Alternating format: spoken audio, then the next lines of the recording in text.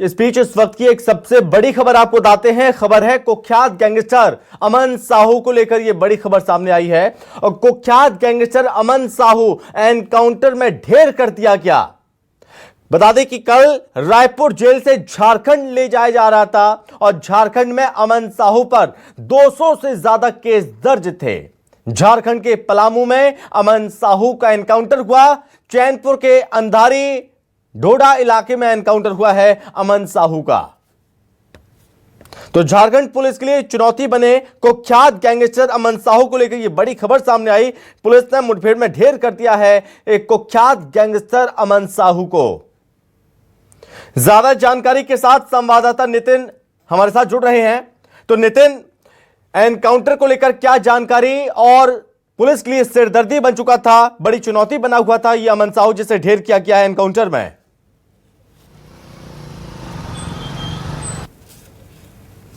में थैली बांधा स्थित गोलीकांड मामले में जेल में काफी दिनों से बंद था।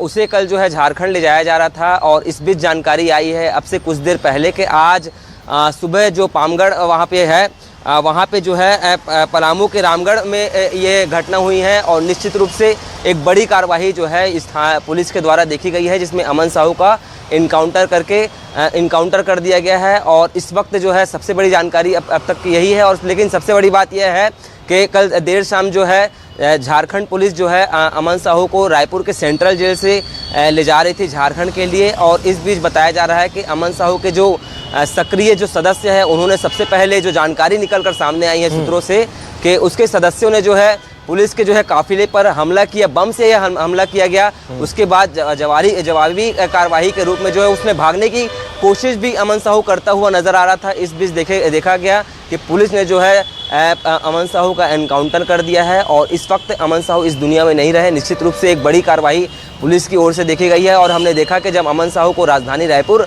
झारखंड से रायपुर की पुलिस लाती हुई नजर आई थी, तो पहली बार ऐसा देखा गया था कि काफ़ी कड़ी सुरक्षा के बीच उन्हें रायपुर के गंज थाने लाया गया। लंबी पूछताछ अमन साहू से की गई और लगातार 2 से 3 महीने तक लगातार इसी जेल रायपुर के सेंट्रल जेल में अमन साहू बंद थे। पुलिस की सुरक्षा निगरानी में उन्हें रखा गया था। और कल झारखंड की पुलिस जो है उन्हें देर शाम राजधानी रायपुर से झारखंड के लिए ले जा रही थी, तब यह जो है घटना होती हुई जो है नज़र आई है। लेकिन सबसे बड़ी बात यह है कि राजधानी रायपुर में कुछ ही दिन पहले हमने देखा कि तेलीबांधा थाना क्षेत्र के करीब 200 मीटर के दूर पर ही 3 से 4 फायरिंग होती है। हालांकि कुछ दिन बाद पुलिस ने उन बदमाशों को भी गिरफ्तार किया। लेकिन देर पहले मामले का घटना हुई क्योंकि अलग अलग थ्योरी हैं नितिन, अलग अलग थ्योरी। जैसे कि आपने बताया कि अमन साहू के कुछ साथी हमला किया, छुड़ाने की कोशिश की, लेकिन एक तरफ ये भी कहा जा रहा है कि जब पुलिस उसे लेकर जा रही थी तभी उनकी गाड़ी दुर्घटनाग्रस्त हुई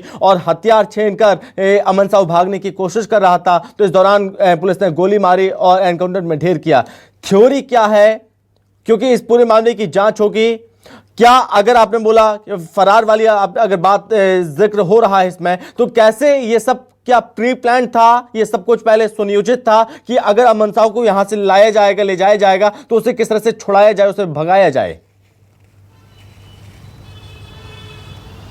देखिए, फिलहाल ये पूरा मामला जो अब जांच का विषय है। जांच का विषय इसलिए है कि अब एक स्टोरी यह भी सामने आ रही है कि जब अमन साहू अपने साथियों के साथ उसने पुलिस पर हमला किया, इस दौरान वो भागने की कोशिश कर रहा था। उसी दौरान पुलिस ने जवाबी कार्यवाही के रूप में यह एनकाउंटर किया है, जिसमें एक जानकारी यह भी कि एक जवान है वो भी घायल हुआ है। उसका इलाज भी लगातार जारी है। और जो है वहाँ झारखंड के जो ज़िले हैं वहाँ पर यह कार्रवाई हुई है। पुलिस ने एक बड़ी कार्रवाई करी है। इसके साथ ही अमन गैंग के द्वारा पुलिस के काफिले पर सबसे पहले बम से हमला किया गया। ये देखिए, सबसे बड़ी जानकारी यह भी सामने आई है कि बम से यह हमला किया गया। उसके बाद इंसास लूटकर यह भागता हुआ नजर आ रहा था। उस दौरान यह कार्रवाई होती हुई नजर आई है। लेकिन सबसे बड़ी बात यह है कि यहाँ पर कल जब देर शाम यहाँ पे जब अमन साहू जब यहाँ के रायपुर के सेंट्रल जेल में था, पूरी सुरक्षा के साथ जब झारखंड पुलिस उसे ले जाते हुए नजर आ रही थी, तो ऐसी कोई भी स्थिति फिलहाल नजर नहीं आ रही थी कि रास्ते में ऐसा कुछ होगा। इस प्रकार से भी ऐसा कुछ हो सकता है कि अमन साहू पर एनकाउंटर हो सकता है और एनकाउंटर में वो मारा जा सकता है। हो सकता है ये सुनियोजित चाल हो, या हो सकता है कि अमन साहू ने वाकई यह जो है पुलिस के ऊपर, पुलिस के काफिले के ऊपर बम फेंका हो और उसके साथियों के साथ उन्होंने पहले प्लानिंग की गई हो, या फिर अलग अलग तरीके से फिलहाल ये स्टोरी सामने आ रही है। लेकिन सबसे बड़ी खबर छत्तीसगढ़ के लिहाज से, झारखंड के लिहाज से यही है कि कुख्यात बदमाश जो मास्टरमाइंड कहा जाता था कई घटनाओं का, अमन साहू जो है एनकाउंटर में मारा गया है। इस वक्त की सबसे बड़ी खबर है, कुछ ही दिन पहले उसे रायपुर लाया गया था। रायपुर में गोलीकांड मामले में वो जेल में बंद था। लगातार उससे पूछताछ भी रायपुर के एसएसपी करते हुए नजर आए थे। लंबी पूछताछ हुई थी, करीब 2 से 3 दिन तक ये पूछताछ होती हुई नजर आई। कोर्ट में उसे पेश किया गया। कोर्ट के बाद लगातार सेंट्रल जेल में उसे पेश किया गया। लगातार चर्चाएं थी। एक चर्चा यह भी उठी थी कि अमन साहू जो झारखंड के किसी जिले से चुनाव लड़ता हुआ नजर आएगा, उसका नामांकन भी कैंसिल हुआ था। उसके बाद देखा गया कि कल शाम को जो है जिस प्रकार से झारखंड पुलिस पहुंची, उसे जो है झारखंड ले जाते हुए नजर आ रही थी। और इस वक्त बताया जा रहा है कि आज सुबह यह घटना हो गई है। निश्चित रूप से सबसे बड़ी खबर है कि कुख्यात बदमाश था, देश भर में उसका काफी नाम चलता था, कई घटनाओं में शामिल था, कई घटनाओं का मास्टरमाइंड भी था। जेल में बैठे बैठे कई लोगों से जो है संपर्क भी बनाता था और घटनाओं को अंजाम भी देता था। निश्चित रूप से बड़ी कार्रवाई हुई है और निश्चित रूप से एक जवान घायल हुआ है। अमन साहू अब इस जो है एनकाउंटर में मारा गया है। जी, चूंकि कई अपराध दर्ज हैं, इस गिरोह का आतंक देखने को मिल रहा था, किस तरह से ही अमन साहू का जो गैंग है उत्पात मचा रहा था झारखंड में। जो तमाम वाक़े हैं, जो तमाम मामले हैं, वो चीज़ें खुलकर सामने आ रही हैं। थोड़ा बैकग्राउंड में जाते हैं, अमन साहू के बैकग्राउंड, कहाँ से अपराध की दुनिया में इसने जन्म लिया, कैसे अपराध की दुनिया में दाखिल हुआ और कैसे इसने मुकाम हासिल किया है अपराध की दुनिया में।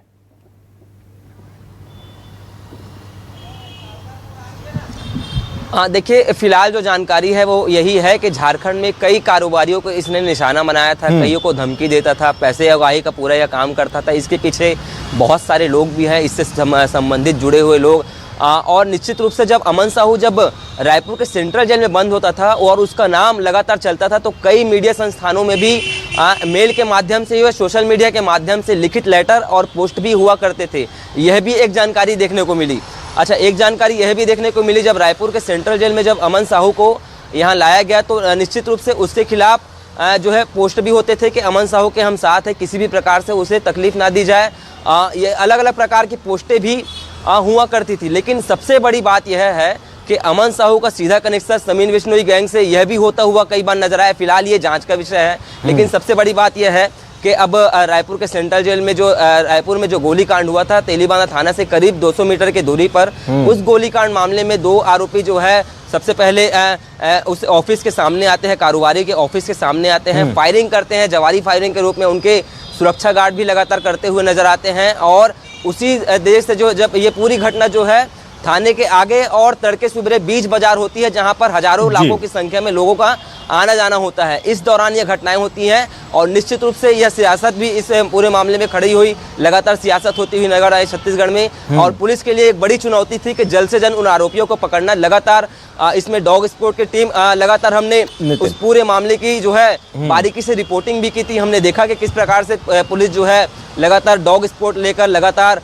पूरे गलियों में छानबीन कर रही है कि आरोपी कहां से हैं। उनकी ये पूरी जो है सुनियोजित चाल की गई थी। और निश्चित रूप से बाइक कहीं और खड़ी थी, आरोपी कहीं और से भागे थे और कहीं और से गिरफ्तार हुई थी। पुलिस ने बहुत कम समय में उन 2 आरोपियों को गिरफ्तार किया गया। पूछताछ के बाद पता चला कि अमन साहू गैंग से जुड़े हुए थे। उसके बाद लगातार अमन साहू को जो है झारखंड पुलिस के हाथों जो है रायपुर लाया गया। रायपुर में कड़ी सुरक्षा के बीच लगातार उससे पूछताछ हुई, लंबी पूछताछ होती हुई नजर आई। उसके बाद उसे कोर्ट में पेश किया गया। कोर्ट में पता चला कि कई इसके खिलाफ और भी ज्यादा मामले हैं। लगातार कई मामलों में जो है तब्दीश रहा। उसके बाद जो है लगातार इसे सेंट्रल जेल में बंद किया गया था। बीच में से पूछताछ होती भी रही है। एक बीच जानकारी यह भी आई थी कि इसमें जो है नामांकन भी इसने दाखिल किया है चुनाव में, विधायक चुनाव को लेकर, और लगातार चुनाव भी लड़ेगा अमन साहू। ऐसी भी चर्चाएं पूरे देश में प्रदेश में चलती हुई नजर आई हैं। लेकिन नामांकन उसका किसी कारणवश कैंसिल हो गया। अब चूंकि रायपुर से झारखंड इसे ले जाया जा रहा था, तब यह जो जानकारी, जो सबसे बड़ी जानकारी जो हमारे पास निकल कर सामने आ रही है वो यही है कि जिसके जो साथी हैं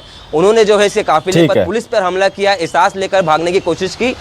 उसके बाद जो है अमन साहू मारा गया है। निश्चित रूप से एक जवान भी इसमें घायल हुआ है। फिलहाल इस पूरे मामले में जांच की जाएगी। जांच के बाद ही पता चलेगा कि अमन साहू की किस प्रकार से जो है मृत्यु हुई है, किस प्रकार से। नितिन, सबसे पहले इस चीज को क्लियर करना जरूरी है कि अमन साहू, इसका नाम अमन साहू नहीं है बल्कि अमन साव है इसका नाम। जी हाँ, अमन साव।